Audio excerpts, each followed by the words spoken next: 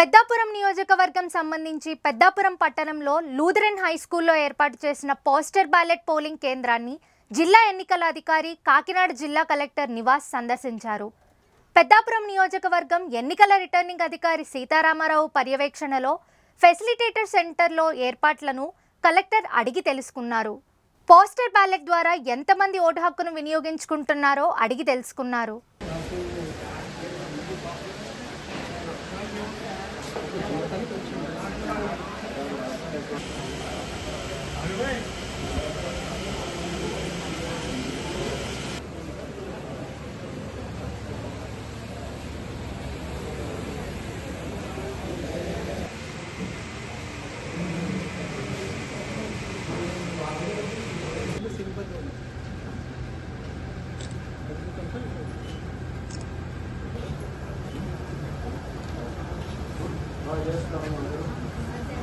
అదేవిధంగా పెద్దాపురం పట్టణంలోని గోలివారి వీధిలో హోమ్ ఓటింగ్ ప్రక్రియను కూడా కలెక్టర్ నివాస్ స్వయంగా పరిశీలించారు.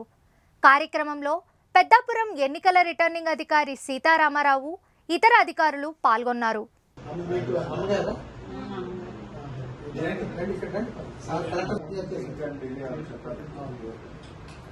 అక్కడ మీరు పెట్టేటప్పుడు టిక్ కానీ మీరు ఎవరికి నచ్చిన వాళ్ళు టిక్ మార్క్ ఒకటి వేయాలి. దాని పక్కన అదే మనకు చెప్పకూడదు.